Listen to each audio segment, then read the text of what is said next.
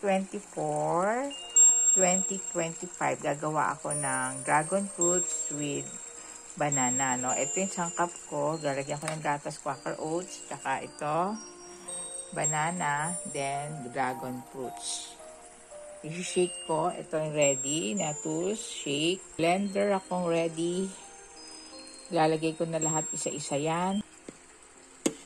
Dragon fruits. Saging.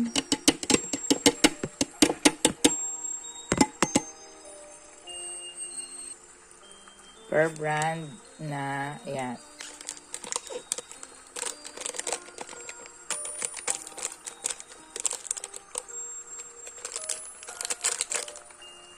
Nalagay ko na yung dalawang Bear brand. Ito, Quaker Oats.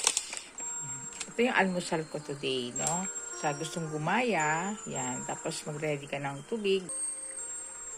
Ayan, tubig. I-blender ko na siya. Yan lang, no?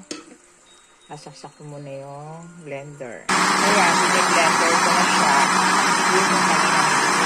Ayan, nakapag-almusal na ako. Mag-almusal na ako. Ito na yung snake ko. Ayan. Inumin ko na. Tingnan ko yung lasa. Yan lang, ah. Sarap.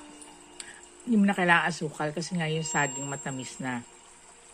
Kasi pagka kinain mo yung may gatas pa siya, may Quaker Oats, okay, enough na to. Hindi mo na kailangan ng ibang almusal. Unless talagang gusto mo pang kumain ng kanin or pero nasa side na yun, no?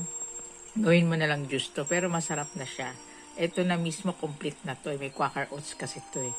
Bye-bye! Hanggang dito na lang aking video. See you on my next video. Bye-bye! Ako si Erwina Bautista.